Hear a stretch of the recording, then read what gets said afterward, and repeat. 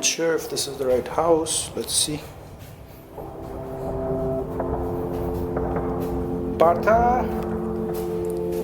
Haribol? Are you there? Hare Krishna, Prabhu. Hare Krishna. I hope this is the right house. Yeah, absolutely. Please come, welcome. Haribol, who's this? Look, is here. Keshav. Sudama Prabhu ki jai. Haribol. Oh, you on the camera, Kesha. Welcome, Prabhu. Thank you. Welcome, Prabhu. So, nice house. Yeah, thank you. Today it was raining. I came in umbrella. Oh, Keshav, you have a nice playground. Haribol. Kesha wants to grab the camera, right, Kesha? Ah. Oh, my God. Okay. Oh yeah. Oh yeah. Hey, Kesha. Hey, let go. Kesha.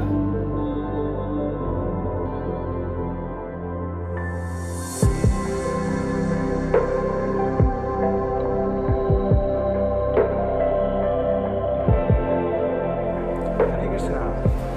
तो आप सबका स्वागत है। आज एक और interview series है। Today we're having another interview series with Mayapur Dham resident Partha Krishna Prabhu. Hare Krishna. Hare Krishna. Nice to be here. Yeah. And Thank you for taking out some time for us. Definitely, I'm happy to do so. So Prabhu, you can please tell something about yourself, where you're born and brought up. Yeah, I was actually born in Bankura district in West Bengal, and I moved to Mayapur when I was 8 years old. I joined the Gurukul in 1994. So when you were born, that was already devotees family? That time? Yeah, my parents were devotees. Actually, my father joined the new devotee program in ISKCON Mayapur. And after that, he was here for some time as a brahmachari. Then he left and got a job later on. And I was eventually born in Bankura district. Bankura district. And then he was kind of moving places because he was in the police force. So we ended up in Krishnanagar. That's really nearby, like 20 kilometers away from here. And then my dad had this desire to put me in the Gurukul. And he brought me one day and to see the Gurukul. And I came and I saw like the whole Gurukul had a boundary full of banana trees, lots of fruit trees, and lots of young kids running around. I got attracted immediately, and I was happy to be there. Completely Vedic environment. Yeah, Vedic environment completely. That really attracted me. The floors This is had 1994. 1994, yeah. 1994. All the floors had cow down lepalepi, and everything was like very auspicious. This is where the Gurukul, it was the old Gurukul. Yeah, old Gurukul. I might show some shots also. I'll go there and take some video. Yeah, sure. Show the viewers. Now it's Goshala, the whole part. But yeah, before it was Gurukul, and right next to it was the Goshala. So yeah, it was very attractive for me. And I loved it, and I was like, okay, Daddy, yeah, definitely I want to be here. So my dad kind of arranged the whole thing. And moved to Mayapur from Krishnanagar. Yeah, well, my dad was Krishnanagar, he was there still, but he just put me in the Gurukul. And yeah, I think His Holiness Jayapadaka Maharaj arranged a sponsor for me for the Gurukul. Wow. So yeah, so then I could go. So you studied for how many years then? I was there for until 2004. That's 10 years. Yeah. 94 to 2004. Yeah. So about 10 years I studied in Gurukul mostly. And before that you're 8 years old. Yeah. So you had studied something outside also? Yeah. I did basic outside education. Second or third class? I think it was fourth class. I went to, fourth class, and I did till, Then I was going to go to fifth class, and then I came to Gurukul and joined. Yeah, when we joined, we didn't have, right now I think they also have different curriculums, educational curriculums. Those days, it was not like that. It was more just, simple Vedic education with, you had some maths, some English, like I think Prabhupada said in his books. So some maths, some English, some geography, so like that. Eventually, they brought in, I think, Cambridge University board and all that. So now the Gurukul is divided in two parts. Yeah, one is a Vedic Gurukul and one is like more academic oriented. Sri Mayapur International School. Yeah. I made a video on that just 3 weeks ago. Okay.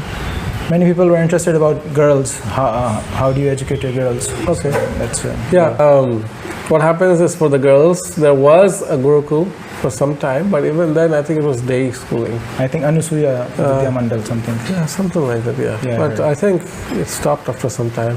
Right now the girls only go to the academic school, that's there.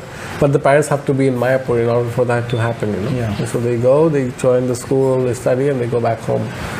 Even for the boys, there used to be ashram before. But right now there is no ashram. Right now it's basically just academic studies. They Day go, schooling. yeah, day schooling, and then they go back So home. how you had some experience of your school like to 4th class, and Yeah. then you had your experience of Gurukul. So Yeah. what would you? How do you compare them? Or I mean, you know, for what I remember is when I was basically in the karmic school, I used to get a lot of beating. You know, I- something typical to Indian. typical thing in school, you do your homework or not, first you get beaten. And then, you know, then they check, okay, did you do this? So yeah, something like that. That's something happened. But I mean, you know, it was not too much, but it was still something that I remember. It's kind of funny I now. think many people can relate with that. Yeah. I mean, when I came to Mayapur Gurukul, nothing like that used to happen. You know, they used to be very strict about protecting the kids and all. So that was nice. And I kind of was, you know, at a time when we had a lot of fun. You know, the Gurukul, there was like 70, 80 kids. At one point, there was like 120 kids, you know. So you had all these different ashrams, you know, just based on age, based on character, things like that. So yeah, we had a lot of fun. We used to go to Ganga, study, Prashadam, you know, lots of playtime. So it used to be great. And then of course, you know, the spiritual sadhana used to be very strict also. You have to wake up every day for Mangalarti. What time? You know, around 3:30 in the morning. 3:30. Yeah, 3:30 in the morning. All rush to get ready, you know, to have hand pumps and all. So No lights. yeah, actually, in those days, not much lights. You know, you'd have power cuts most of the time. So you had oil And we'd lamps. have oil lamps, yeah. We'd have oil lamps. So we would get ready like that. And then slowly the power came and everything, and it was very nice experience. And yeah, go in line to Mangalarti. Even in temple, we'd have our own space, like we'd all line up behind each other, you know, and we'd create the deities like that. So it was a surreal experience, you know. It's like you can never forget it because, you know, of the greatness, the whole spirit that was there in being together and celebrating Krishna consciousness together. You know, that was something very special. So when you passed out 2004, Yeah, by that time how old were you? I should be around 16. 16 years I old. believe 16, yeah. And how did you? I mean, how did you navigate life after that? Or Well, basically for me it was kind of spontaneous because, well, after I finished Gurukul, then I got an invitation to go to Kenya for some time, you know, to actually help out in the orphanage over there. So Mataji was this was running- connected to ISKCON? It was not exactly ISKCON run, but it was run by ISKCON devotee. So it was her personal kind of a thing where she decided to open up an orphanage, give the kids Krishna consciousness, you know. So it was a very unique experience, you know, because all the kids used to be from the street, you know. There was smoke, they would sniff glue, they would, you know, Africa, they would be like doing all kinds of nonsense, you know. And would pick Poor them up. country. Yeah, it's a poor country, and you know, kids would just run away from their homes and live on the street, you know, because of whatever reason. So we pick them out, we'd bring them, sometimes they'd run back again, you go pick them up again, so like that, you know. So good thing is now I know I meet a couple of them sometimes, and they're doing very good in their devotional They're life, devotional and they're life. devotees, and you know, some of them didn't make it through, like, you know, being a devotee. Some of them even didn't make it through the life, you know, because Yeah. there's like a lot of AIDS is there, you know, all those kind of diseases are there. So Some violence. yeah, violence. So yeah, some of my students didn't make it, you know, even in life-wise. But some of them are doing very nice. You know, So you worked in Kenya for 2 years, About- 3 years? Yeah, I think it was 4 years. No, 3. Yeah, it should be about 3. 3 or 4 years, and Yeah, you came 3 or back 4 to, years. you come back to Then I Mayapur. came back to Mayapur, and then I always had this desire actually when I was in Gurukul that I wanted to teach, and I want to contribute back in the Gurukul, like you know, whatever I got, because I had a great time in Gurukul, you know. So I wanted to give that back. So I was like, okay, so I think I would like to teach in the Gurukul, you know. So I think I was 19, I entered Gurukul again as a teacher. So I taught again as an ashram teacher for 8 years. We were basically focusing on character development. 8 years. Yeah. That's from 19 to 27. Yeah, Wow. absolutely. It's a lot of dedication, a lot of time. Yeah, I mean, I wanted, I mean, for me, I always had this kind of in my mind that I want to definitely give back to Prabhupada for the wonderful life that Srila Prabhupada gave me, How was your experience as a teacher? It was very good. I really enjoyed it. I mean, it was really tough. Being That's being what an I'm ashram expecting. teacher. It's tough. Being an Small ashram kids. teacher is super tough. Yeah. You have lots of restrictions. You have lots of rules and regulations. You have lots of expectations from parents, from teachers, from society at large. So, to deal with all that was quite a bit. But I had a good, teacher whose name is Pramananda Prabhu. So he taught me a lot about teaching in the Gurukul, and he really helped me to actually become a good teacher. So, the parents were really happy with the way I taught and, with the way I took care of the kids. Because for me, it was, being an ashram teacher was like a full-time dedicated service, So, what I did is when I was there, I just gave my all to it, So that was age 27, till you were Yeah. 27. Yeah. Okay, so what happened then after that? While I was in Gurukul, I also started my online business because I wanted to, I had this idea that, okay, I might get married in the future sometime, so I should definitely have something. So I actually started my business while at 2014. You were getting anything from the Gurukul as a teacher? Yeah, we were getting some maintenance from the Gurukul. It was like, actually, when I started, I was getting like 2,000 rupees a month. A month. Yeah. That went up to 8,000 rupees, I think, by the end. It's not much. Yeah, it was that, Basic. by the time 2014 happened. So actually, it was more like a service than actually a job or something. So I didn't mind because, I didn't really look for money over there. And I personally believe that it's good if we, have our own businesses. Instead of depending on the temple. Yeah, instead of depending on the temple. I mean, why drain the temple unnecessarily, Yeah. If you can. Of course, a lot of devotees sometimes, they have to do services and they have to depend on the temple, and that's okay, that's no problem. But if you can, best to have your own business, best to give, to the temple. So that is better. That's my thought process. So that's why I was thinking I'm going to become probably a grihastha someday, so I should start my business. So I started my business. Then after I finished Gurukul 2014, I joined MCS. Mayapur Community Services. Mayapur Community Services, yes. And I also worked in Congregation Development Ministry for some time as well. I was kind of doing all those things interchangeably, same time. Because I used to be in Gurukul, and then I used to have free time between 9 and 3 because all the kids used to go to school at 9, come back at 3. So during that time, I would be doing other things like MCS, I did, and then I also did... Many people, their main concern is that what will the children be doing in the future? How will they maintain themselves? And so you started doing a business. And before that, maybe a lot of learning? Basically, I self-taught myself, doing business. And I had a couple of good friends who really helped me, So I'm really grateful to them.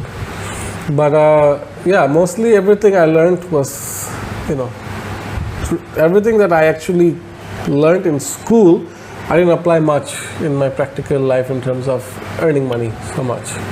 I mean, a bit of maths, of course you need, definitely. But there's other things like political science, or anything like that, or even any scientific stuff I learned. It's not really useful for me.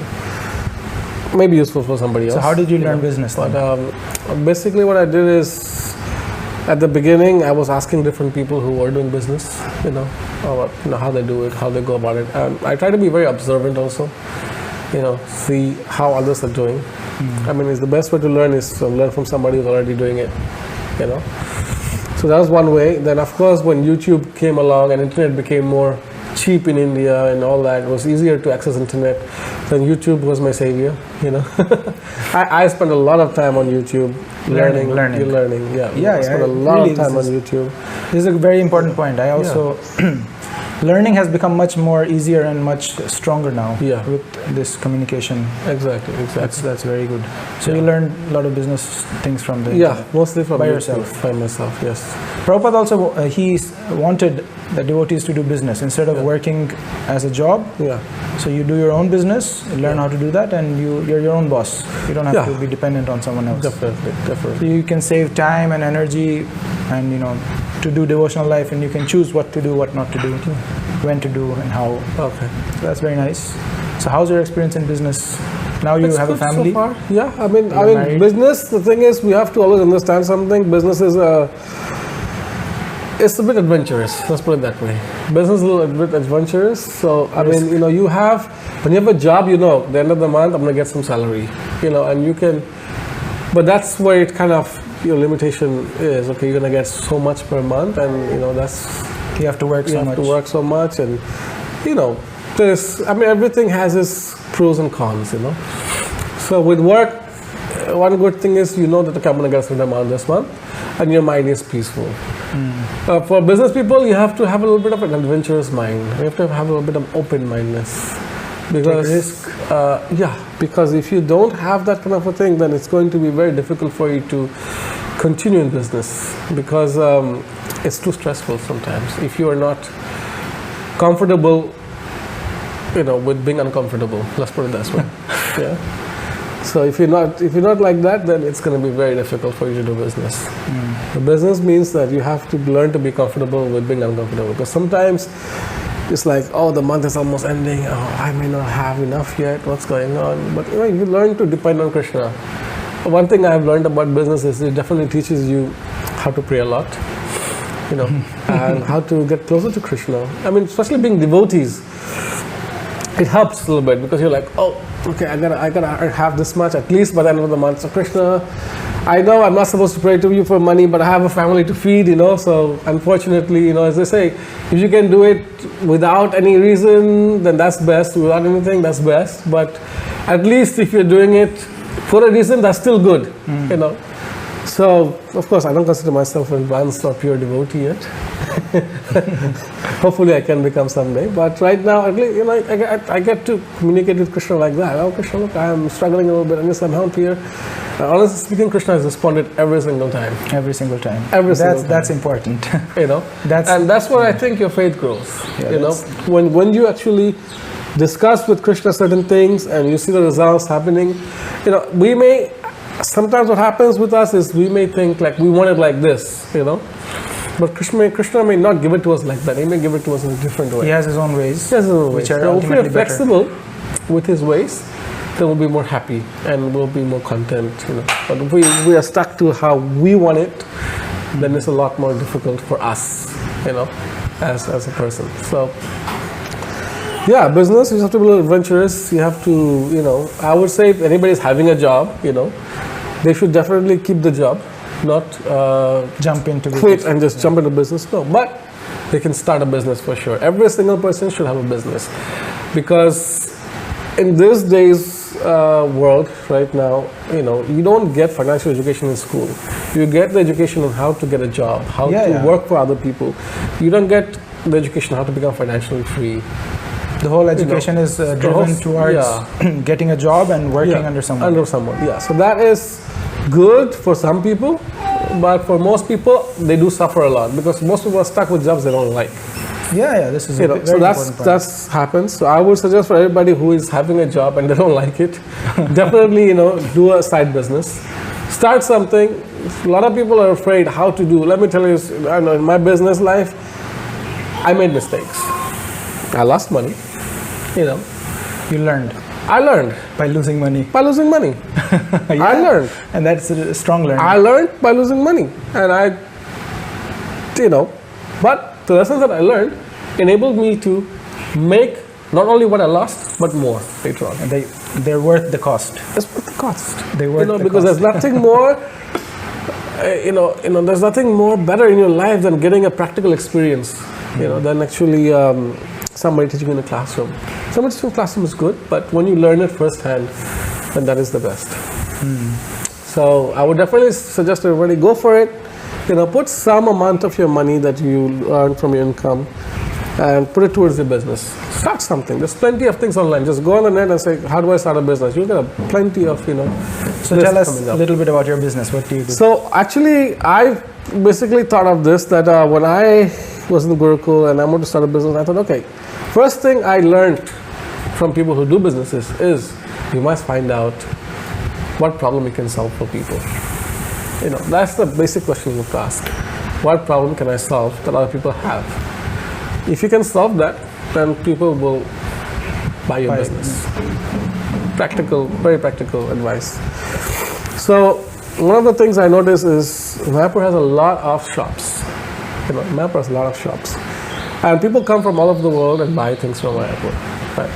But once they leave Mayapur, they don't really have an option anymore to buy from Mayapur. They don't have a practical way. I mean, you can call somebody and try to say, okay, give it or something, but nothing that works very smoothly. So I decided to come up with the idea of having a website, mayapurmemories.com, and I added all the devotional products I could get around. So you have one shop which includes all other shops. Yeah, basically, yeah. I have an online platform, and what I simply do is I don't even keep stock of all items because the stock is already there. You just go and buy it from some. Right, the stock is already there. Yeah. So the way I do my business is simply I go to the shops and I make a deal with them. Look, I will buy from you only, so give me a good discount rate.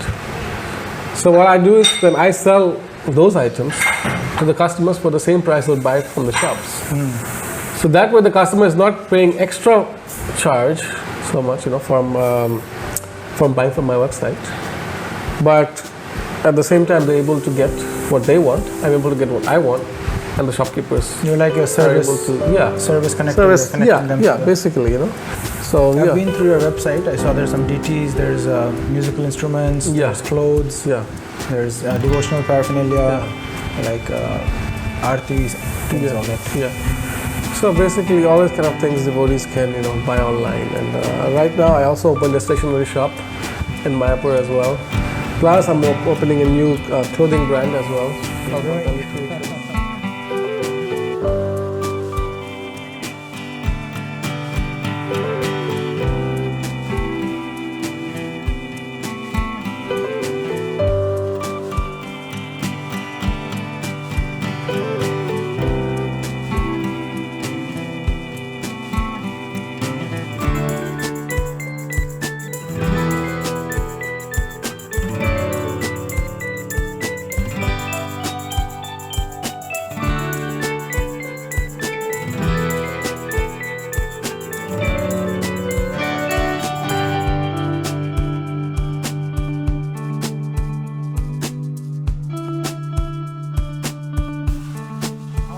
What about your other friends from the Gurukul? Are they also managing their Many lives? of them have started their own businesses.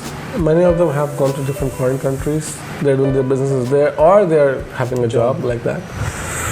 But most of my friends are mostly either outside of India, or whoever in India mostly have a business or a good job. Because in Mayapur, it's like you don't get much if you work in ISKCON, temple, because I totally understand, because that's the devotional service, and it's not right for us to ask a salary that you get in the outside world from there, so that's okay, that's not a problem.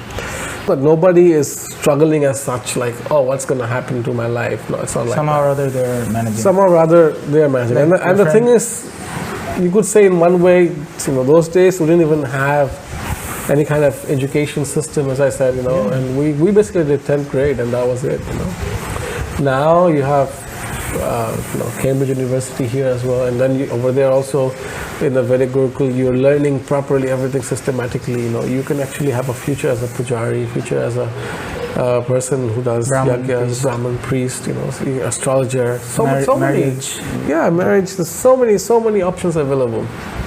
So now we come to a very important question. Yeah. Now that you are married, you have a child. Yeah. And his name is Keshav. He's 8 months old. Yeah. So, would you be willing to put him in the Gurukul? Definitely. Why not? Definitely. Yeah. I mean, I know I had a great time. Yeah. I had a great time. So I wouldn't want to rob him of that either, especially because the education you get. I mean, I feel like we might have not gotten a great academic education, but we got exposure to other students who are from all over the world. You learn different cultures. You learn about different foods. You learn about different countries. You learn about the different weathers. You learn about your mind gets opened up a lot more. You're able to think out of the box a lot more than usually a mainstream education. And most importantly is the devotional aspect of it. For sure. It's like, as I said before, it's like when you do it together, it's a lot more nicer than when you have to just do it alone. And it's a lot more easier as well. If you're doing alone, it's always like you're struggling a lot, and things like that. And if you're not, if you're doing it together, then it's a lot more easier. Yeah. So that's very nice. Your son, you're willing to also have your son go. That's actually I consider that as a test of how much you actually, liked it. Because I know some of my friends, Gurukul devotees, they say we don't want to put our children. They might have had some other experiences, or they had tough times, so they. But in your case, it seems that. Yeah, I mean, for me, it's like always very simple. I mean, because I've been a teacher and a student myself, Yes. So based on that, I will have to take a look at who is at the Gurukul right at that point of time, who are the teachers like, and what is the result that the kids, are showing. और बहुत सारे लोग बोलते हैं कि गुरुकुल में केवल English बात करते हैं आप लोग. नहीं, ये सच नहीं है. हम लोग बहुत सारे भाषा में बात करते हैं. कभी कभी थोड़ा स्पेनिश भी सीख लेते हैं, कभी कभी इंग्लिश भी सीख लेते हैं, कभी कभी बांग्ला भी सीख लेते हैं, हिंदी भी. मल्टीनेशनल लोग रहते हैं तो सब कुछ सीख सकते हैं. तो ये इस प्रकार का धारणा बिल्कुल गलत है. गुरुकुल में हर प्रकार के भाषाएं सिखाए जाते हैं, हिंदी भी सिखाया जाता है. तो आप अपने बच्चों को भेजिए. प्रभुपाद जी की इच्छा थी कि क्योंकि ये डिवोशनल लाइफ, आध्यात्मिक ज्ञान किसी भी स्कूल या किसी भी कॉलेज में नहीं दिया जा रहा. दुनिया के कहीं पे भी किसी स्कूल में नहीं मिल रहा. केवल इस्कॉन एकमात्र, या फिर और भी कोई संस्थाएं होंगे, लेकिन इस्कॉन पूरे विश्व भर में इंटरनेशनल स्तर पर, on an international level, ISKCON is giving this spiritual education to the children. Yeah. So please value it, send your children, support the system. And Prabhupada wanted to make the children of Gurukul the future of ISKCON, the preachers of ISKCON.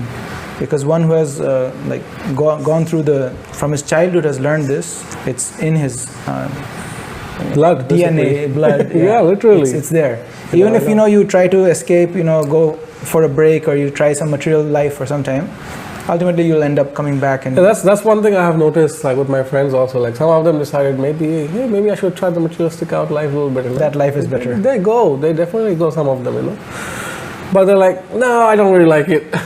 I come back, back to home. It's like that. It's always been like that. It's because it's, as Prabhupada says, higher taste. Once you get a higher taste, then the inferior taste doesn't matter so much. Kirtan with the devotees, nice darshan. We used to come to the temple. We used to get Mahaprasadam. Sometimes we used to steal Mahaprasadam also, as long as you don't get caught. Prabhupada says it's okay. So we used to steal Mahaprasadam also. We used to do flower abhishek, do different decorations for the deities. In Gurukul, all the youth, we participate in Julan. Julan is coming up just now, 22nd of August, I believe. So all the youth participate in Julan, So we do all these different festivals and everything, and it's an amazing life. It's something that you will not get in a regular school or in a regular community. It's one thing possible. I see is that also all the Gurukul boys, they're much more physically robust. They have more physical activity. They have pure milk and pure foods. Yeah. And mentally also they're much more, as you saw Devaki Nandan's interview, people are really amazed. Such a 10-year-old child, he's 9-year-old kid, he's speaking so high. Yeah. So mentally, physically and spiritually, you're much better off. Definitely. As I said, the exposure to, you're getting, as Prabhupada said, kids who are born to devotee families, they're not normal kids, They're already people or devotees from past lives. They're taking birth, who couldn't maybe finish. They again take birth in a devotee family.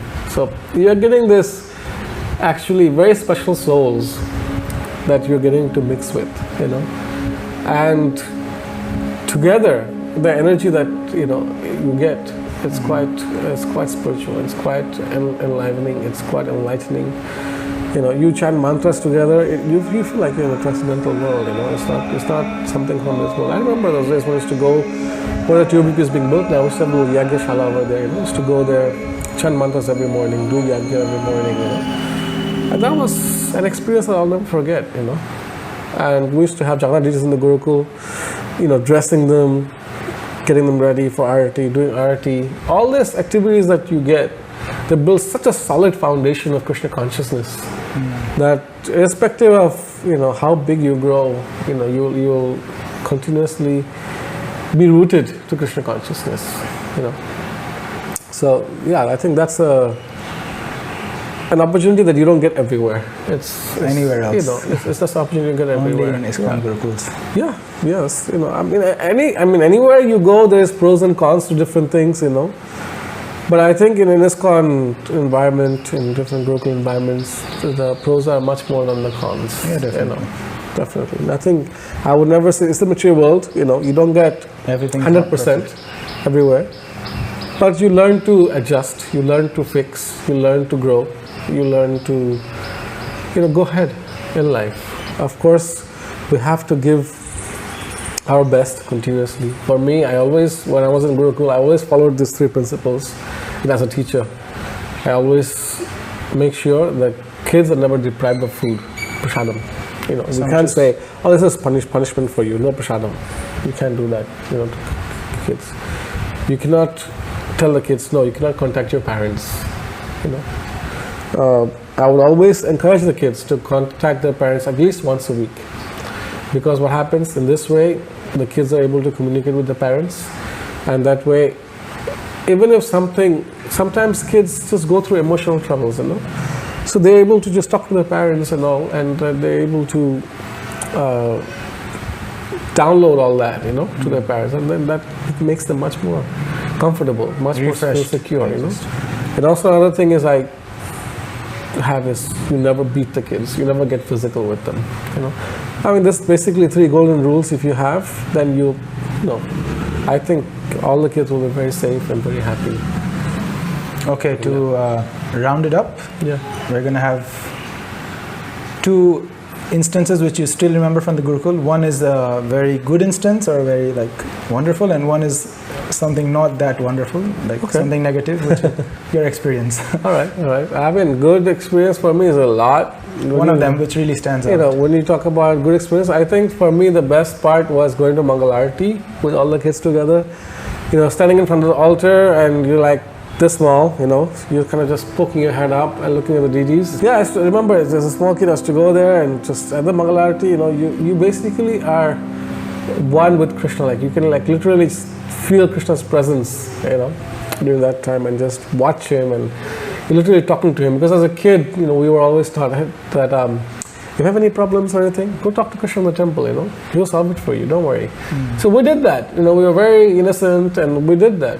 And the reciprocation that you always get from that is amazing. That's what actually enriches your faith in Krishna consciousness. Yeah, that's most important, to have that faith, that experience and that faith. Yeah. Then we can really actually progress. Yeah. So that's your most memorable. Yeah, that's one of my most memorable things in Gurukul. I think if you talk about a negative experience, I didn't really have much negative experience. Something which something I can remember, but I would say one of the things that I probably would like improve them, which already they worked on right now, is the academics a little bit over there, because when you go out into the world, then this is a little bit necessary. It's not so much necessary if you are becoming a businessman or things like that, but if you are becoming, you want to work, you want to get in, because not everybody wants to become a businessman, not everybody wants to become a priest. Not everyone can. Yeah, not everybody can, not everybody has the inclination. So it depends on, some people might just love to work. There are people who just love to work, and that's what they're happy about. So that's completely fine, And for those type of people, I think solid education is necessary, So now they have that. So now they have that, Oxford something, right? Yeah, Cambridge thing going on over there. Plus, right now, I think even the Gurukul is providing, Vedic Gurukul is providing various type of certificates that you are also qualified in like this, certain Vedic education as well. Plus, they're giving you exposure to go to different temples and all that to, get practical experience. So this was not there before, which is happening now. So I think that's a wonderful thing. Also, another thing I would suggest is, like when devotees or Gurukulis are in the Gurukul, it's good to give them exposure to the various departments of ISKCON. Some should be exposed to preaching, some should be exposed to the kitchens, some should be exposed to accounting. So many different aspects, because ISKCON is such a big, vast organization that it has so many different aspects, So giving Devotees exposure to all that. Children can fit in there in the future. Yeah, definitely, because Instead of Papa going outside said, and working. Gurukulis are the future of ISKCON, So then we can actually go there and see all those things practically, and then see what interests us, Maybe the society can make the Gurukul kids feel more comfortable working in there, give them little more facilities to make them feel wanted there. Definitely. I Instead of think going it's outside a bit about tolerance, because I know, especially when you're young, everybody can be a little, let's just say fidgety, a little bit, playful, a little bit, all that. Spaced out. So, you have to be a little tolerant. But I think as they grow up, they can mature more, then they can definitely take on good services that will give solid foundations to our society. That will really help. Because one thing about Gurukulis is that they were brought up in a very spiritual environment, and ISKCON or Srila Prabhupada or Krishna consciousness is in the blood, it's in DNA. So when they take decisions based on these parameters, of being Krishna conscious, it will be very solid decisions, because you have the experience, you have that solid foundation. Of course, training. I'm not saying that you just put them in there immediately. No, training is to be given for sure. Because there are a lot of nice devotees who have lots of experience, and they are doing so well. Okay, thank you very much. Thank you. I hope our viewers enjoyed and had a little more clarity about Gurukul and what happens after Gurukul. So here's practical proof. Partha Krishna Prabhu, he's running his own business and he's staying in Mayapur Dham. He has child, wife. He's making them Krishna conscious, and he likes his Gurukul days. So definitely. I hope you're encouraged and little more clarity about Gurukul. Yeah. Hare Krishna. Thank you. Bye. For girls, is he okay in the back? I'll just use this camera angle. Well, yeah, it looks like some burglary going on. Live. Burglary. All right, no issues. Yeah, okay. So basically, Okay, I'm gonna just. Well, this guy turned off. Turned off? Yep. Somewhere down the line, he turned off. So we're gonna take a break. Okay. And get things back together. That's what I was expecting this guy to turn off anyway. But all three of them recording. Great.